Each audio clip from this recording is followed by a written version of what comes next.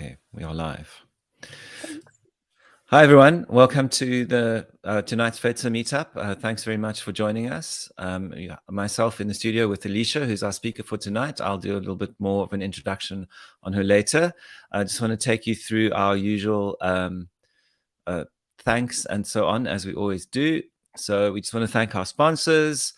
We have 4 major sponsors. That is NML, a software development company in Cape Town, IO Digital, also a software development company in Cape Town, Code Capsules, who are a cloud deployment platform, also based in Cape Town, and CodeSpace Academy, which is a higher educational institution, also based in Cape Town. Yeah, so those are our 4 main sponsors. They allow us to keep the lights on, so to speak, and to bring you all of these events. Right, so just a quick thing on what's coming up. On the 19th of May, at 1 p.m., the 2nd edition of JavaScript Breakpoint will be taking place, which will be Skulk Venter, Mike Murray, Ben Janica, and Zandor Schleifer, where they just have an informal lunchtime chat about what's happened in the last month in JavaScript. This week, they'll be talking about things that have happened since the last one. So that was in April. And if you've got any suggestions for topics or anything you'd like them to discuss, you can please feel free to send us a mail, and we'll see if we can incorporate that. That would be to info@fedsa.org. So that's on the 19th of May, 1 p.m. And that, again, will be live on the YouTube channel. We don't have that set up on Meetup or anything. So if you want to get a notification, just make sure you subscribe and turn on the notifications for that, and you will be reminded of it. Right, then meetups that are upcoming. So our partner organization, ZAPD, the South African Product Designers Community, is running a UX writing workshop, mostly for UX and UI designers, but again, open to anyone. And you might know some people who would be interested in that.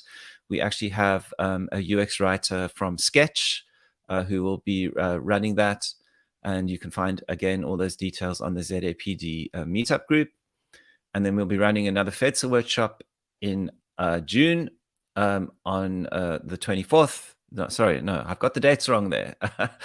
Apologies. The UX writing workshop is on the 17th.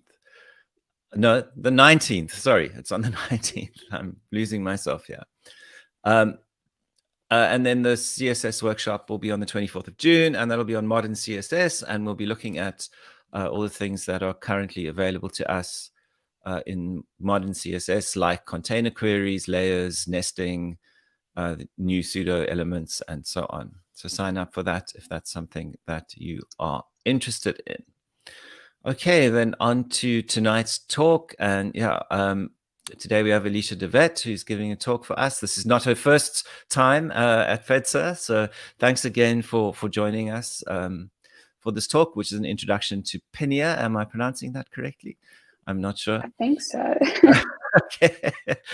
Which is Vue's favorite state management library. That's the title of the talk. Alicia is a front-end developer. She currently lives in the UK, and she has experience working with large corporations, startups, and as a freelance developer.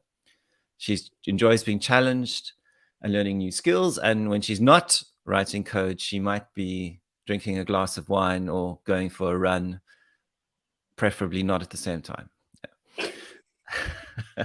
Right. So in this talk, Alicia's going to talk to us about state management, what it is, why do we need it, and how does Pinia help us to do this. So I'm going to hand over to you, Alicia. I'm going to remove my slides and myself, and yeah, off we go.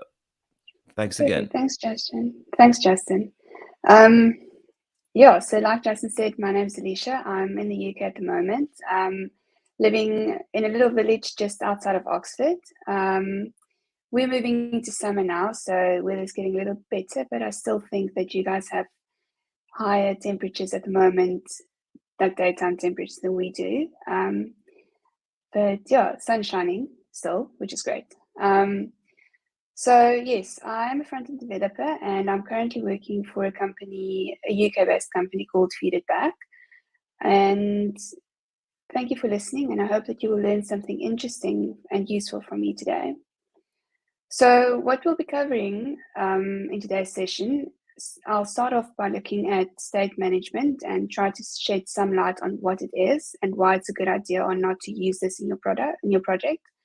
Then I'll introduce you to a state management library called Pinia. I'll give a quick overview of where it came from, cover a couple of basics to help you get started with using Pinia in your next Vue project, and also show you a couple of code examples. You're also welcome to ask questions at the end, and I will do my best to answer them.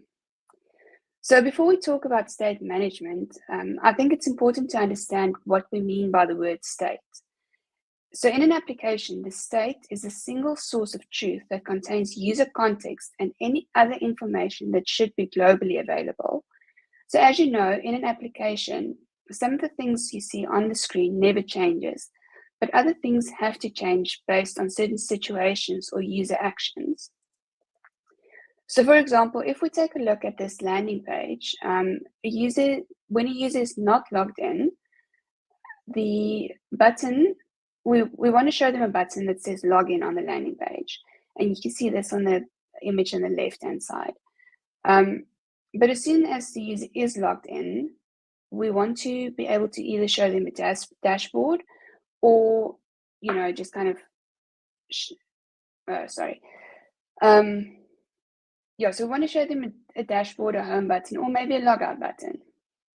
So the button that is rendered on the screen is thus dependent on the state of the user being logged in or not.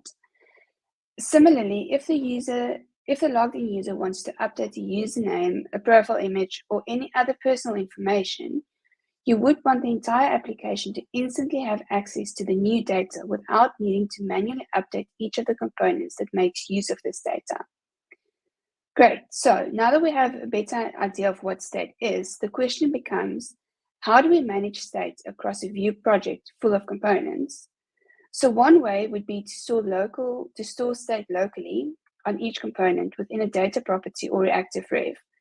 But what do we do when one component needs to communicate something about its state to a component in a completely different part of the component tree? This slide shows an example of a Vue app component tree. So we start with a base app at the top, and each smaller building block is a page or component that you can see on the screen. So let's say we have a profile page component or view containing the user's details, and this would be, for example, a username, a name, a profile image, and that's right at the top of the pyramid of building blocks, which will be the top left yellow block that says component. And let's say that the blue block in the bottom left corner is a form in the app where the user can change their personal details. How will we share the new state, the new information, with a paragraph or some other component in a completely different leg of the component tree? And in this example, we want to share that data with the component right at the bottom, to the bottom right of the screen. So one way to achieve this is to pass the data up through the parent components, which means that we'll emit the data up through the components that encapsulate the one where the change has taken place, until we get to the main component, from where we will then pass the data down, again through all the child components with props, until it gets to the component where it needs to be rendered. But wouldn't it be so much simpler and much more efficient if we had a global state, one single source of truth for the state of things across our application? And this is exactly what Pinia brings to the table. Pinia helps us to ensure that our data is organized in a central unit that we can reuse and mutate, so that we can reuse and mutate a specific state without affecting other active data states. And this simply means that the state within the store is accessible to every component in our app, regardless of how deeply nested they might be. The state is also reactive. So when a state change occurs, all of the components in your app that make use of this data will automatically be updated to reflect these changes. Okay, let's now dive in and find out a little bit more about Pinia's origins, when you can add this to your project, and why you should choose Pinia, before we learn how to set up a store, access state, use actions and getters, and take a look at how to use Pinia with the Options API. So the name Pinia was chosen as it's the closest word to piña, which I think I'm butchering the pronunciation of, which is a Spanish word for pineapple. that is also a valid package name. So the pineapple is inspiration behind the connected group of stores, as a pineapple is actually a group of individual flowers joined together to create a fruit. So Pinia was created and is maintained by the Vue core team member Eduardo San Martin Morote. I'm not sure about the pronunciation of his name either, so sorry about that. And he's also the guy who created Vue Router. And Pinia started out around November of 2019 as an experiment to redesign what a store for Vue could look like with the composition API. It has since evolved to be used with Vue 2 and Vue 3, and it can be used with both the composition API and the options API. Pinia is also now the go-to state management library for Vue, having replaced Vuex as a recommended solution. So one of the most asked questions is probably, when could I or should I add Pinia or any other state management library to my project? And there are no hard and fast rules for when this is necessary. But as a rule of thumb, it's good to make use of Pinia when an application has deeply nested components that have to share state and when you know that a project will grow. This is not to say that you have to always add Pinia to a project from the start. If you're working on something and realize that it's grown more than you expected it to, you can always add Pinia at a later stage. Now that we know when to use Pinia, why should you choose Pinia instead of another option such as Vuex to your project? So firstly, Pinia is really simple to use, and if you're familiar with Vue components, you'll quickly come to grips with how the Pinia store works as well. Secondly, Pinia has good TypeScript support, and all of the data types are inferred, which means that your stores provide you with accurate and comprehensive auto-completion. Next, you get DevTools support for an enhanced developer experience. This means that you can alter your state directly in the DevTools to see the effects, and you can view the timeline to see mutations over time. Stores are also available in the components where you use them, and you can easily see if state mutations happen as you've planned. And all of this also makes debugging so much simpler. Pinia supports hot module replacement, which allows you to modify your stores without reloading your page and to keep the existing state while you are developing. Unfortunately, only Vite is currently officially supported, but by adding a snippet of code to your store, next to your store declaration, it should also work with other bundlers. And another great feature, and sorry if I'm starting to sound like a sales rep, is that you can create plugins to extend the stores. This simply means that you can do things such as add new properties to your store, add new options when defining the store, add new methods, wrap existing methods, intercept actions and the results, implement side effects, and these can be applied only to specific stores. Lastly, Pinia is modular by default, which means that your code organization for stores can be much better and easier to maintain. The first step to getting started with Pinia is to install Pinia and set it up in your project. This process is really easy and is explained in detail in the Pinia doc, so I won't be spending too much time on this. But it is worth noting that there are alternative instructions if your app is using an earlier version of Vue 2 or Next. So first things first, you will need to install Pinia, and I've added an example of the command using npm. Next up, you'll need to create the Pinia instance and pass this to the app as a plugin. This is usually done in your main.js or main.ts file, which is also the same file where you will create your Vue instance. Great, so we're off to a good start. And as I've mentioned before, Pinia is modular by design, which means that each different kind of state in your application will have its own store. And this is a huge help in maintaining state in larger projects. Pinia stores are also very similar to Vue components, making adoption much easier. But before we can start using a store, we first need to define it and give it a unique name. And you can choose any name for your store, but it is best practice to prefix your store name with use and add store as a suffix to your store name for the return value of defined store. So let me show you what I mean. As you can see from the code example, I've chosen use gallery store as my store name. You will also see that the define store function accepts two arguments. The first will be the ID of the store, and the second can either be a setup function or an options object. And this code example shows an options object as a second argument. Okay, let's now take a look at how a Pinia store with the options object compares to a view component that has been built using the options API. So where a view component has local data which can be accessed via the data property of the component, the Pinia store has a state property which is used to store the global data for access across the application. Where a component will have methods that, among other things, can update the component's data, Pinia has actions, and these can update the state in the store. And finally, where a component can use computer properties to take data and process it in some way, then return that processed version of data without actually affecting the original data, Pinia has getters. And these can be used to return a processed or mutated version of the state. Similarly, a store can also be set up using a setup function, which is basically the same as the view composition API setup function. In this scenario, the refs are equal to the state property, computers become the getters, and functions become actions. And throughout the rest of the talk, I'll make use of the options object in the store, as I tend to find that slightly more user-friendly. Now that we have a slightly better understanding of Pinia and how a store compares to a view component, let's take a look at accessing the state of your Pinia store. So the state is the central part of your store and is defined at the top of your store. And state is defined as a function that can return the initial state.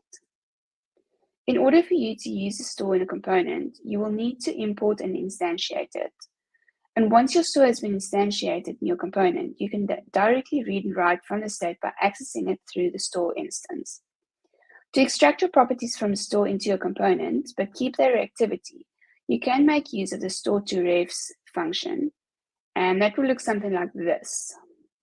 What you can see on the screen, sorry. So in the example, you can see that I've imported the user store, instantiated it, and made it available for use. I've also imported the store to refs function, which creates an object of references with all the reactive state properties of the store. And then this is especially useful when you're using the state without calling any actions. The state can also be changed or mutated without actions. And here are a couple of examples of how you can do this. You can update a single property in the state by using dot notation. You can update multiple properties in the state by using the patch method. You can also update the entire state by using the state method. Lastly, Pinia's options store also has a very useful reset method, which will reset the state to its original value when it's been called. So like we've seen earlier, actions are the equivalent of methods in your components. And actions are used to define business logic and can access the entire store instance through the this keyword. Actions can also be synchronous or asynchronous. They can take any number of arguments and return whatever you want them to. And this means that it can be the perfect place from where to make your API calls.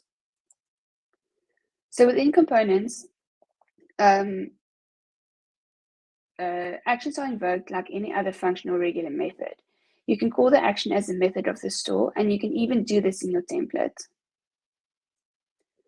It is also possible to use another store within your action by simply importing and referencing it. So on this example, you'll see that I've imported use auth store into the settings store, and it can then be used. And similarly to actions being the equivalent to methods in your view components, getters are the exact equivalent of computed values. They are used to mutate the state and receive the state as the first parameter. Although getters will mostly only rely on the state, it is also possible to use other getters. And to allow this to happen, getters also, like actions, have access to the entire state through the this keyword.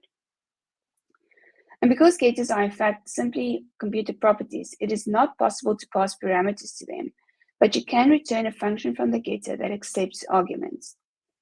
The getter in the store will look something like this, and you'll be able to use it in a component like this.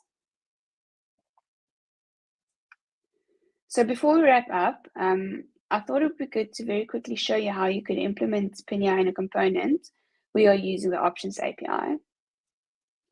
So let's assume that we have the following store set up for this section. It's a very simple counter store where we can increment a account and double its value. So by using the map state helper function in your components, you can get access to the state and the getters. The first example shows you how you can get access to the count property by using this.count. Inside the component in the same way that you can read it from store.count. And the second example shows you how you can register the property with a name that you can choose. In this example, name for use in template. You can also write a function that accesses the state, and this function can also use this. And the same principle also applies to getters. With the first example, you'll have access to this.doubleCount in the component, and with the second, you'll be able to access it by using double count in template. Again, you could write a function accessing the store. So when it comes to actions, you will need to make use of the map actions helper function to map your actions as methods in your component. And you can see that this will have the same access to the increment action by using this.increment within your component, or you could then register it under its own name. Okay, so this has been a very basic intro to Pinia, and I think we've barely even started to understand and explore the power and benefits that Pinia can bring to your project. So if you're keen to learn more about Pinia, both Vue School and Vue Mastery have great courses available, and there's also a very handy cheat sheet that you can download from Vue Mastery. So thank you for listening, and I do hope that you've been inspired to try out Pinia in your next project. If there are any questions, I'll do my best to answer them. Thanks, Alicia. Any questions from anyone? Please post them in the chat. I'm not from Vue world. I'm from React world. But we obviously wrestle with the same kinds of problems around state management. When I have used Vue in the past, and it was a while ago, it was Vuex that was the. Do I remember that correctly? The go-to. Yes. I think you did mention it at the beginning. But perhaps just to reiterate again what Pinia. I can already see the advantages, but what do you think makes it a better option? I mean, Vuex can get very complex. I think so. Vuex becomes very complex very quickly, and I mean, one of the big things about Pinia that makes you only have the 3 different ways to work with your data. So you've got the state, the actions, the getters. Instead of having to then add, I can't remember, I haven't worked with Vuex in a while, but there was an extra step that you had to include to be able to mutate your data.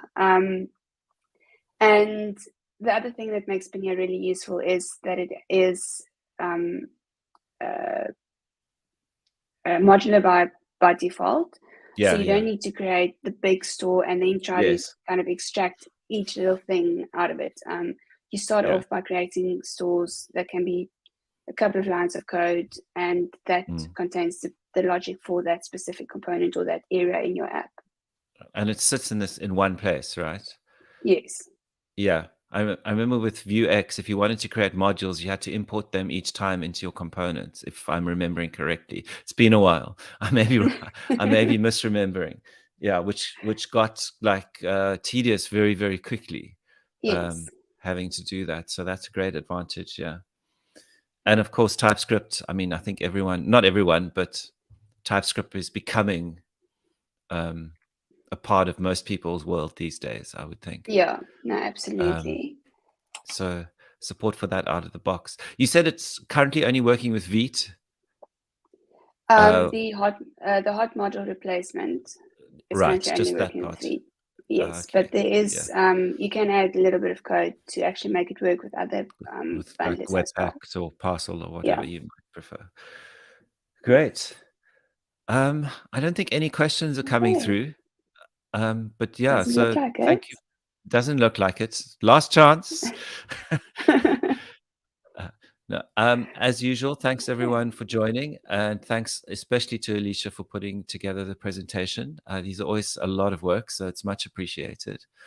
It's a pleasure. And yeah, the recording will be available. YouTube takes about 24 hours to process it all. Yeah, and we'll share it on our various channels. Josh says, great job. Thank you. And Herman says, well done. Oh, thanks, guys. Yeah. So yeah, thanks again, Alicia. Thanks to everyone for attending. And yeah, we'll see you at the next one. Thanks for having me.